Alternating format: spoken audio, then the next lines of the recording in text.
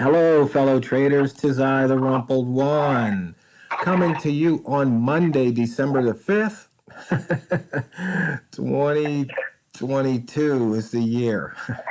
I put the part two in the wrong place. Let's talk trading. It's trading routine part two with Walmal.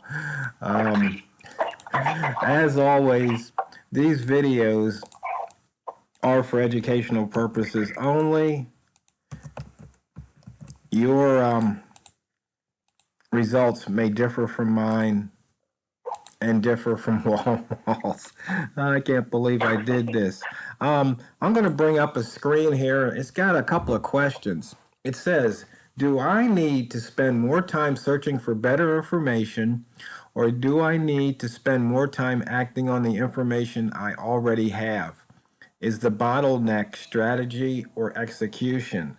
The reason this kind of hit home to me is because I'd say a couple of times a month, I get a trader that has an indicator request. Sometimes it's something new that I've never heard of. And sometimes they want me to make a modification to one of the indicators that I have out there. And it always amazes me sometimes the complexity of what traders want to do. When, I pretty much just look at horizontal lines and price movement. Walmart and we've been trading for what, an hour or so this morning? And, with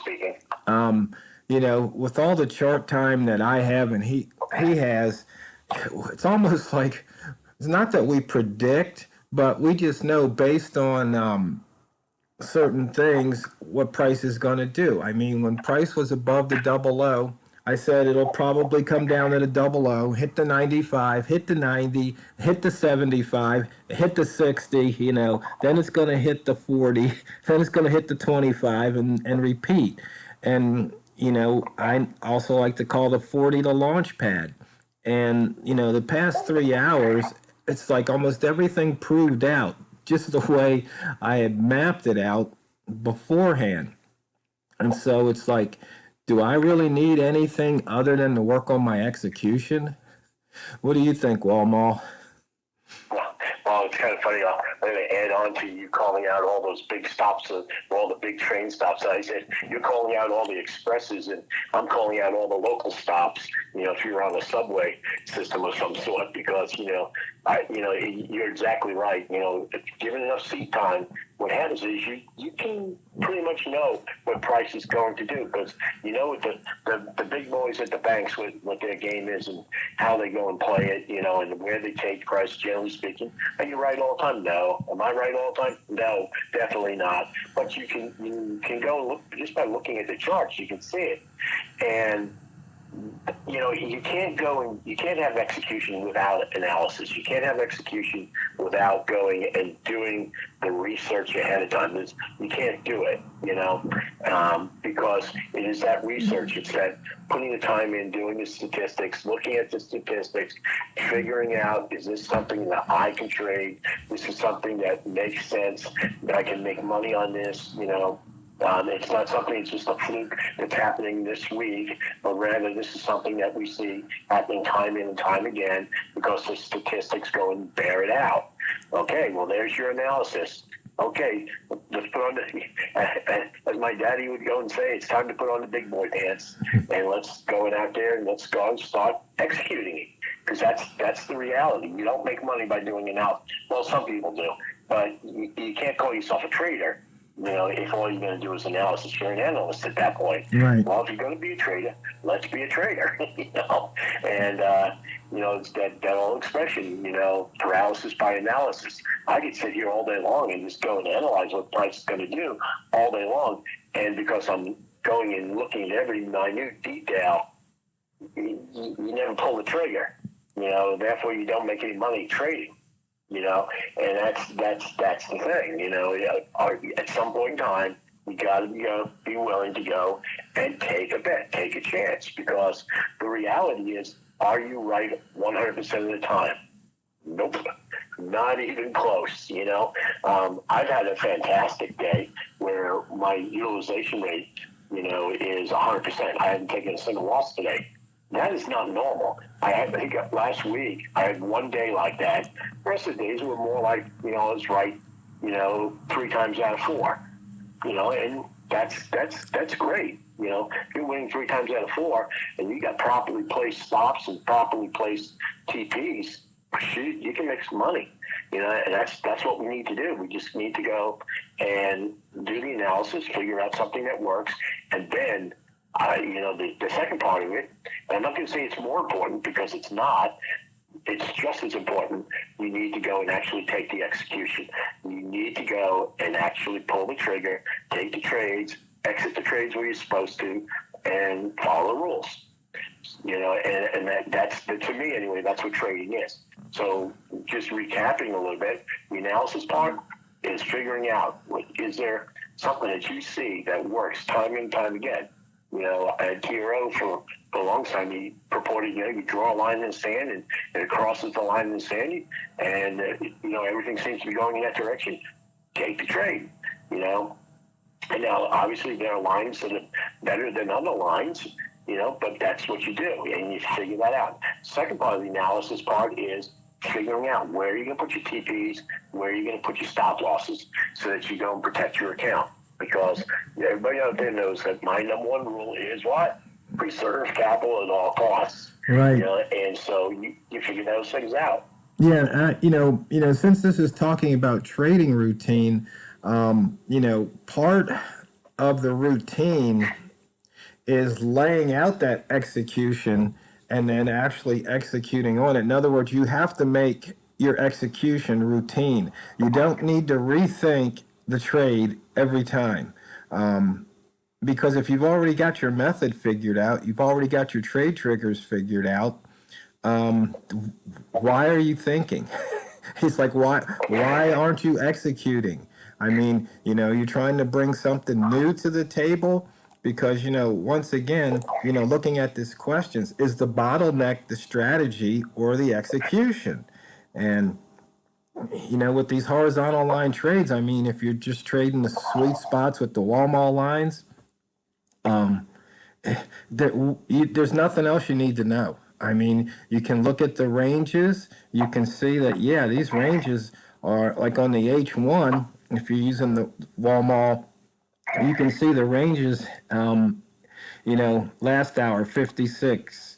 The hour before 46, the hour before 39, the hour before 58 pips.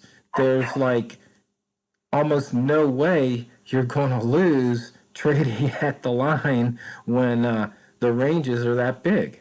I mean, just this hour right now, there was a couple opportunities to take 2 pips if you went long at the 70.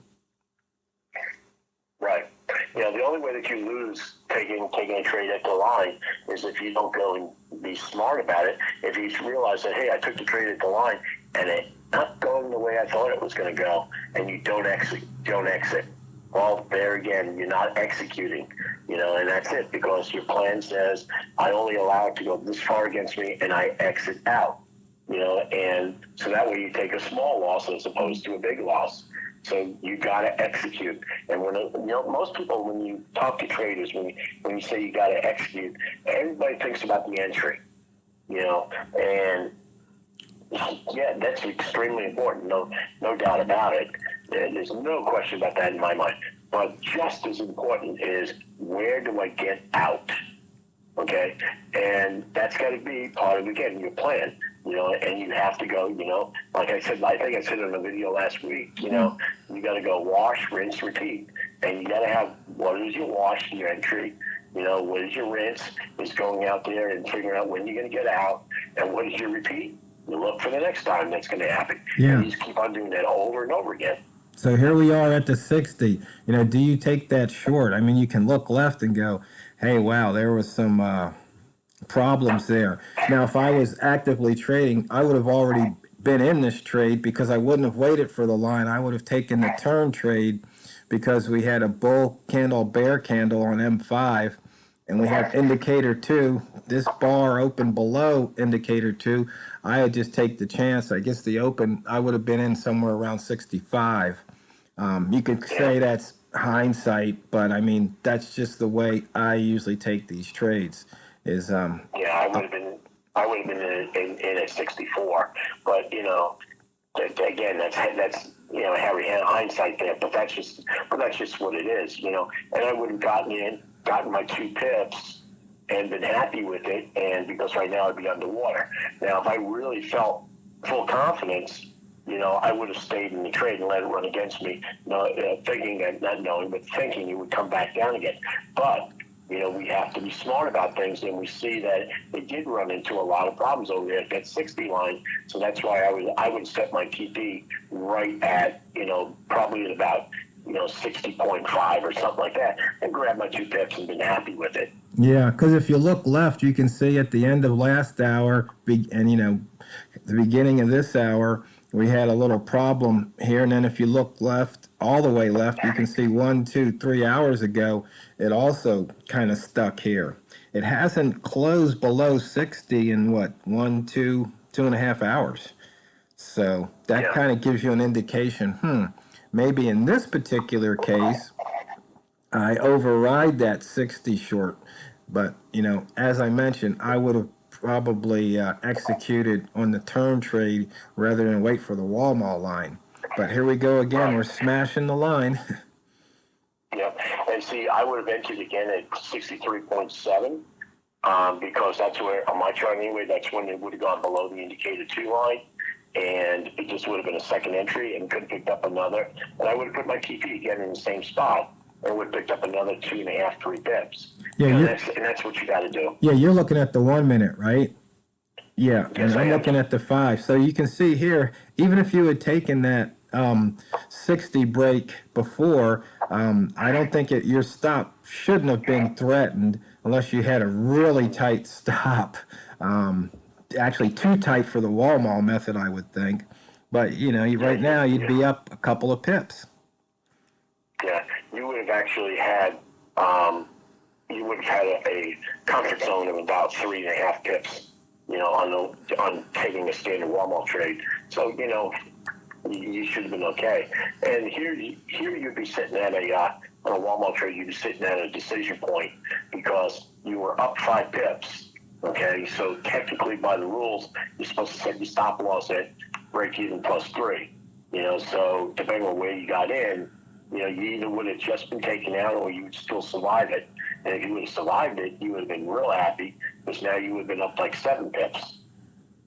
Right, and so, once again, we were showing this trade, we were calling out what we could have done. You see what did happen at the 60 line. And it really is that simple. There's nothing fancy here. There's nothing complex. And that's why a lot of traders that they see it, they stick around for a little bit, then they take off because, shiny object syndrome. They're looking for strategy rather than focusing on execution. And then they come back a year or two later. Or a couple of months later, they go, so I just got an email the other day that said, man, I got to get back to your simple stuff. Yeah, and that's what it is. It's just simple line trading. And we as humans, unfortunately, one of our downfalls is we like to make things more complex than they need to be. There was a great general one time went and said, he had a strategy that if he wanted to take a particular city, he went from where he was to where he was going to go in a straight line. And asked why. He was like, because that's the quickest way to get there. Yeah. And he's one of the greatest generals that ever lived, in the world. Yeah. So, fellow traders, once again, take a look at yourself, stand in front of the mirror.